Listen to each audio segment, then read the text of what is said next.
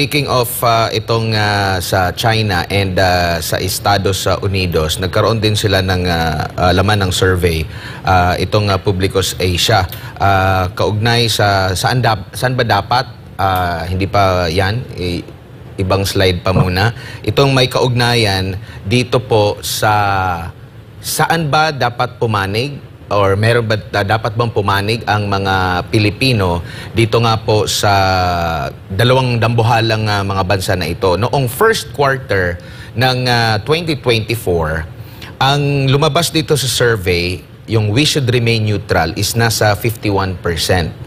Yung nagsasabi na we should be aligned with China, 4%, we should be aligned with US ay 38%. Pero sa kabuuan, mas marami pong nagsabi na dapat maging neutral tayo. Ngayong second quarter ng taong kasalukuyan, tumaas pa ng 2 puntos ang we should remain neutral. Manatiling wala tayong papanigan. At nandun pa rin yung we should be aligned with US, 37%, 3% we should be aligned with China. Pero mas tumaas pa yung gusto ng taong bayan na dapat maging neutral tayo. Kasi unang-una, ito naman yung nabanggit ng Presidential Marcos at nung naging Presidente Marcos na independent foreign policy, friends to all, enemy to none, attorney. Well, yung survey na yun nagpapakita. Alam mo, nagkaroon na ng similar survey ang PAS Asia. Siguro mga 6 na buwan ang nakakalipas. At ganyan din po naging findings. Nagulat ako dahil ang akala ko karamihan ay magsasabi na dapat pumanig tayo sa Amerika. Kasi bilang isang dating kolony ng Amerika, syempre, na-brainwash ang isipan natin, no, na paboran ng mga Amerikano. Pero ang lumabas dun sa PAS Asia survey na yon, mayorya pa rin ay naniniwala na dapat neutral tayo.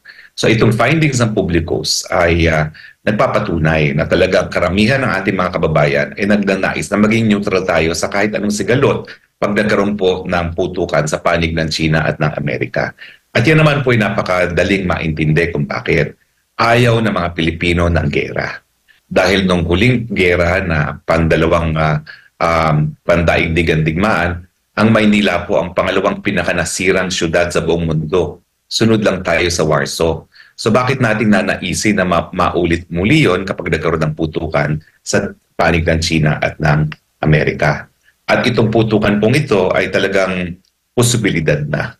Dahil nga po, pinayagan natin ngayon ng mga Amerikano na mag-deploy ng mid-range missile launchers dito sa Pilipinas na naging mitya ng kamuntik ng mangyaring nuclear war sa panig ng Amerika at ng Russia.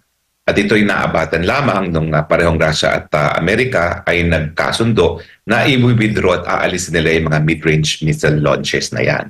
Pero ngayon po, nagbabala na nga si President Putin na dahil naglagay na ng mid-range cruise missiles launchers ang mga Amerikano sa Pilipinas, sila rin magdi-deploy na rin. So balik po tayo sa panahon na napakataas na naman ang posibilidad na magkakaroon po ng engkwentro, ng gera, hindi lang po sa panig ng China at Amerika, pero kasama na rin po ang Russia.